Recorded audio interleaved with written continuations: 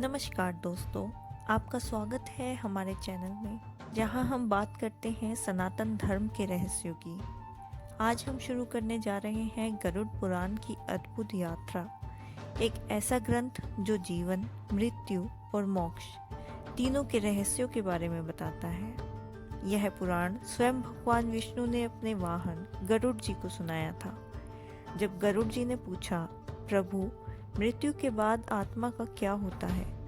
और इसी प्रश्न के उत्तर में भगवान विष्णु ने कहा, हे गरुड़, सुनो, मृत्यु अंत नहीं, एक नई यात्रा की शुरुआत होती है। गरुड़ पुराण 18 पुराणों में से एक है, जिसमें लगभग 19,000 श्लोक हैं और यह 2 भागों में विभाजित है।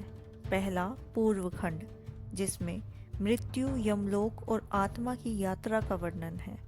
दूसरा उत्तरखंड, जिसमें दान, कर्म, तीर्थ और मोक्ष का वर्णन है। भगवान विष्णु मृत्यु के बाद आत्मा की पहली अवस्था के बारे में गरुड़ जी को बताते हैं।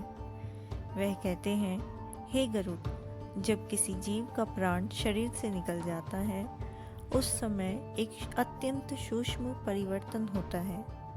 शरीर तो वहीं रह जाता है, लेकिन उसकी चेतना उससे अलग हो जाती है। पहले 2 से 3 क्षण तक आत्मा भ्रमित रहती है। उसे लगता है कि वह अभी भी जीवित है। वह अपने शरीर के पास खड़ी रहती है, पर कोई उसकी आवाज़ नहीं सुन सकता।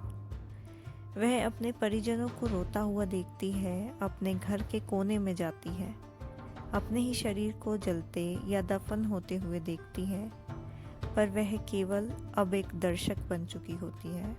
गरुड़ पुराण कहता है, मृत्यु के बाद आत्मा का पहला अनुभव होता है असहायता और विषम्य। यह अवस्था 1 से 3 दिन तक रह सकती है। इस समय आत्मा को अपने जीवन के दृश्य स्मृति के रूप में दिखाई देने लगते हैं, जैसे कोई चलचित्र यानी मूवी पलट पलट कर चल रही हो। इसके बाद भगवान विष्णु यमदूत के आगमन के बारे में बताते हैं। जब यह प्रारंभिक भ्रम समाप्त हो जाता है, तब यमराज के दूत आत्मा के समीप आते हैं। गरुड़ पुराण में लिखा है, धर्मात्मा के समीप शुभ वस्त्रधारी तेजस्वी यमदूत आते हैं, जो उसे अत्यंत कोमलता के साथ लेकर जाते हैं। वह आत्मा से कहते हैं, आओ चले उस लोक में जहाँ तुम्हारे कर्मों का फल लिखा हुआ है। परंतु जो पापी लोग होते हैं, जो झूठ, हिंसा, लोभ और अन्याय में लिप्त रहे हो, उनके पास आते हैं भयानक स्वरूप वाले यमदूत, काले शरीर, लाल नेत्र और अग्नि के समान तेज। वो आत्मा को बांधते हैं रस्सी से और उसे खींच कर ले जाते हैं। गरुड़ पुराण कहता है, पापी आत्मा को अपने कर्मों का बोझ इतना भारी लगता है कि उसका सूक्ष्म शरीर कांपने लगता है।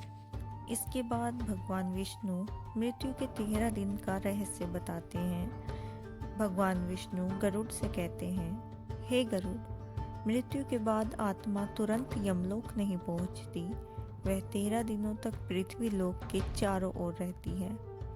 इन 13 दिन को आत्मिक संक्रमण काल कहा जाता है, जिसमें आत्मा धीरे धीरे अपने शरीर से अलग होना सीखती है।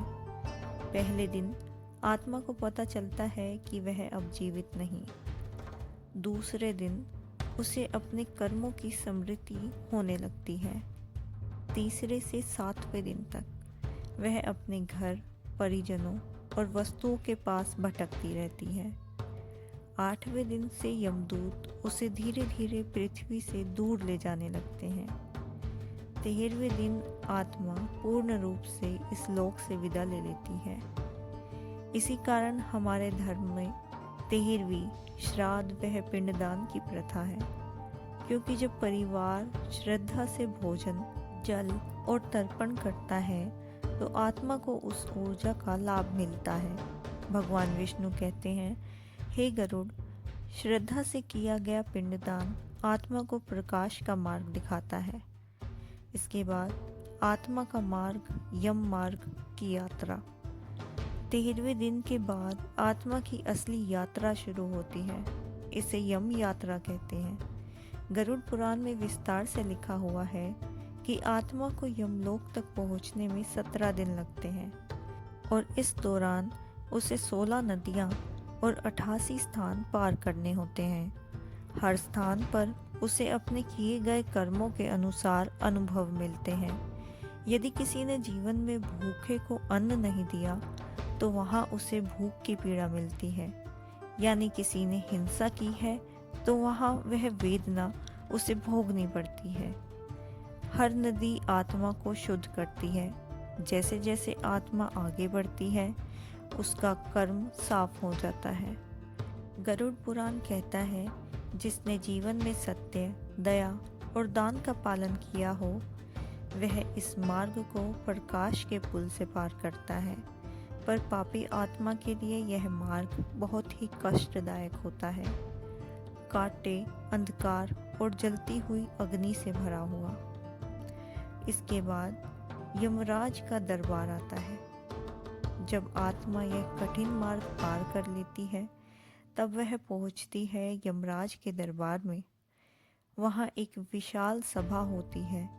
बीच में बैठे हैं धर्मराज यमराज, गंभीर, न्यायप्रिय और तेजस्वी। उनके पास खड़े हैं चित्रगुप्त, जिनके पास हर आत्मा के कर्मों का लेखा जोखा होता है। हर छोटा बड़ा कार्य, हर विचार, हर भावना सब दर्ज होता है। चित्रगुप्त आत्मा के जीवन का पूरा हिसाब खोल देते हैं और यमराज निर्णय करते हैं कि यह आत्मा स्वर्ग की अधिकारी है या नरक की। जो आत्मा धर्म मार्गी होती है उसे स्वर्ग भेजा जाता है, जहाँ सुख, आनंद और विश्राम मिलता है। जो पापी आत्मा होती है उसे नर्क के द्वारों की ओर भेजा जाता है, जहाँ उसके कर्मों के अनुसार उसे दंड मिलता है। भगवान विष्णु कहते हैं, हे गरुड़, मृत्यु का भय व्यर्थ नहीं है। यह भय ही मनुष्य को धर्म के मार्ग पर चलना सिखाता है। गरुड़ पुराण हमें डराने के लिए नहीं लिखा है, बल्कि हमें जीवन के सत्य का बोध कराने के लिए है। यह बताता है संपत्ति, शरीर और संबंध सब नश्वर है, पर कर्म और संस्कार ही अमर है। इसीलिए जीवन में जो भी करो ऐसा करो कि मृत्यु के बाद आत्मा को मार्ग का प्रकाश मिले, अंधकार का नहीं। जो गरुड़ पुराण सुनता है या दूसरों को सुनाता है वह मृत्यु के भय से मुक्त होकर मोक्ष को प्राप्त करता है। जीवन और मृत्यु यह दोनों एक ही सिक्के के दो पहलू हैं। मृत्यु से डरने की नहीं बल्कि उसे समझने की आवश्यकता है। गरुड़ पुराण हमें यह नहीं सिखाता कि मृत्यु भयानक है, बल्कि यह बताता है कि हम आत्मा अमर है। शरीर नाशवान है पर आत्मा अनंत है। इसीलिए जब तक हम जीवित हैं हमारा हर कर्म, हर विचार, हर भावना हमारे परलोक का बीज बनाती है।